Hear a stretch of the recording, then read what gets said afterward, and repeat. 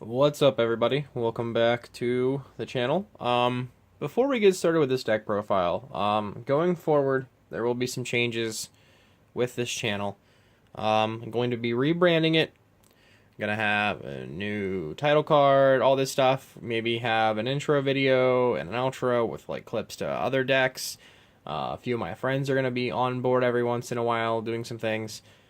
Just to spice it up and help me kind of get the motivation to want to create and do more for you guys. I'm not in this for the money. I don't make any money. Yeah, there might be an ad or two. I have never seen a single check from YouTube in the past 2 years. So it's been a long time since I've made any money from this stuff. So I'm just in it for the pure enjoyment. So don't expect a lot. Don't expect a video every week or every couple days. I'm going to try and do at least once a week on a random day. Sometimes maybe Monday or Tuesday. Whatever. But we're going to get into this now. So I've been playing the split version of Mega Gardevoir. So we're going to get right into it. We're looking at 4 Gardevoir EX, 3 of the Link Blast, and 1 of the Life Leap from Primal Clash. Why? I mean, I have 4 of these ones. I like this one. I wish I had 2 and 2, but whatever. The Life Leap actually kind of helps in some random roguey type matchups, and being able to swing with this one, it just helps. Next up, we've got 2 of the Brilliant Arrow Gardevoir and 2 of the Despair. A lot of people think the Brilliant Arrow is bad. It's not. It holds up where the other Gardevoir can't do anything. We're going to go into a format where abilities are going to be a big deal, and a lot of people are going to play Gardevoir a lot more. So, if you expect to see those sort of things, this guy with Dragonite and Rattata and Hawlucha and all the Hoopas and everything, it doesn't really do you any well. The Brilliant Arrow, though, you can kind of shift how you play with having both of these in your deck. So you can either kind of be like, oh, balls out, Despair, or you can charge up and then just one-shot everything to existence in Oblivion with the Brilliant Arrow attack. It's a great balance, and, against things like Mewtwo, which going forward, Mewtwo is still going to be a big deal, this one helps. Now we're looking at 3 copies of Xerneas. The Geomancy helps you get set up a lot faster. It helps you get energy in board. And it's also a non-EX attacker if you're desperate. I have considered putting in a Xerneas break. I don't have the room. I've made changes and took things out in the past week or so. I've been playing this for about 2 months the way it is. And I like it the way it is now. I wish I had room to put a single copy of Xerneas break. If I did that, I'd want to up this to 4. Now we're going to look at 2 Hoopa. This will get you going. 2 is not necessarily essential for the Brilliant Arrow build, but if you need to shift your play to the Despair, where you need to load up your bench, Hoopa's going to be there for you. So 2 copies, just in case. And if he gets prized, you kind of get fucked.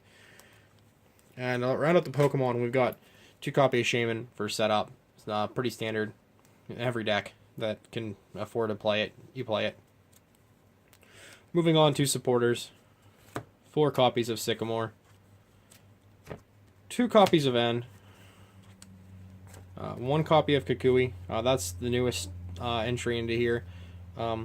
It helps you do more damage with Despair. So say if you dump a full bench of 5, you're only hitting for 160. This puts you to 180 to potentially get a knockout. Over time, this helps build up. Say you're 10, 20 short against another Mega with the Brilliant Arrow, it helps. Kukui definitely, lets you kind of hang in there and not screw yourself over. 2 copies of Lysander, pretty staple-like. I got a copy of Skyla. Sometimes you need the certain item cards, or you're setting up for the next turn and you don't really, want to dump your hand just to draw cards, or you can Skyla and be safe to get whatever you need. And last but not least, Ninja Boy. Ninja Boy helps you get out of a dud Shaman or Hoopa. It also lets you attach a Spirit Link to whatever the hell you want. and then energy to it, and then you can versus Seeker for Ninja Boy, or just play Ninja Boy if you have it in your hand to turn that into a Gardevoir, and then evolve, and then go off. It's iffy to have it in here in general, but I do love the shenanigans. I also love showing off that this is a staff Ninja Boy, so I'm trying to play it as in many decks as possible, just to be kind of a smug piece of shit. Alright, no more supporters, but we've got 3 copies of Fairy Garden. The free retreat, it's essential. There's a lot of moving around. I also play some item cards that help with that, so we'll get there in a minute. For items, the essential 4 Gardevoir Spirit Link. Kind of have to play those. Now we've got 4 copies of Ultra Ball. The Ultra Ball really, does what it does. Everyone plays Ultra Ball. And, going forward, Nest Ball will be awesome, but in decks that you want to use Hoopa and Shaman, it's not going to work for you. Post-rotation, I don't see, Mega Gardevoir being all too hot overall. 4 copies of Versa Seeker. Recycle your supporters. 1 lone copy of Super Rod. That way you can put pieces back in if you have to Geomancy late game. If you have to discard a Mega Gardevoir that you needed because there's only 2 of each, then you can get it back into the deck. Rinse, repeat, reuse, recycle. 2 copies of Mega Turbo for mid to late game to accelerate energy onto your Mega Gardevoirs. Makes a difference. It helps you get swinging with the Spray. It helps you add more damage with the Brilliant Arrow. Another 1-of copy of Energy Switch. Just a random tech choice. Say, for example, you are forced to start with another Pokemon. You have to attach energy to that with your Fairy Garden to retreat. You can then Energy Switch that off of your dead Hoopa or Shaman to attach it to a Xerneas or a Gardevoir and get moving faster. And when you're blindly attaching, 2 energy with Xerneas, and you're forced to sometimes attach it to a Hoopa or Shaman, next turn you can Energy Switch that off of those guys to another Pokemon that you actually want to use the energy on.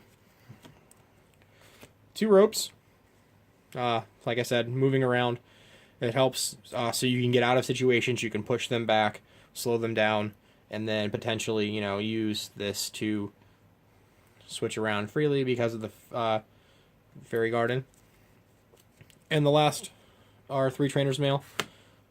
I did, at one point in time, did play Fairy Drop.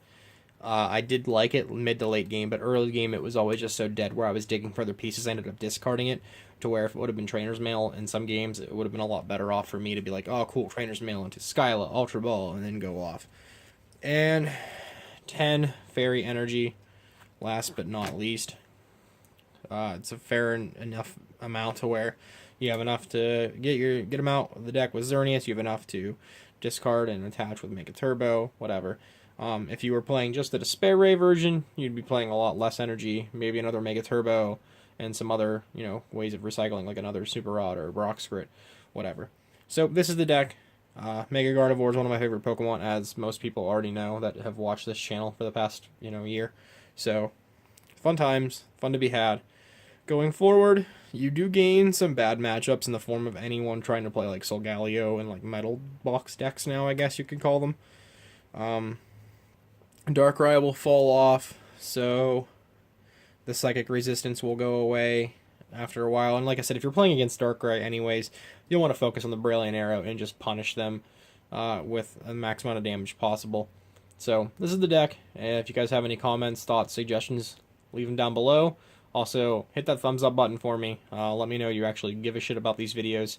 And when everything's all said and done, we will have a rollout of new content, a few fresh faces, maybe some vlogs, some other things. Occasional pack openings. I might splurge this week and buy a box of Sun and Moon. I've already got a handful of things. Waiting on a few other cards to come in the mail before I profile, like Mewtwo Lunala, which is just a fun deck. I wouldn't necessarily say it's awesome. The Solgaleo Lunala combo that people have shown around, that's also fun. I played a version of that this weekend at League, and almost won if it wasn't for the last energy card being a prize, and I couldn't get to it. So, it happens. You guys enjoy. Thanks for sticking out. Hang tight, and we'll keep videos coming at you. Take it easy, everybody.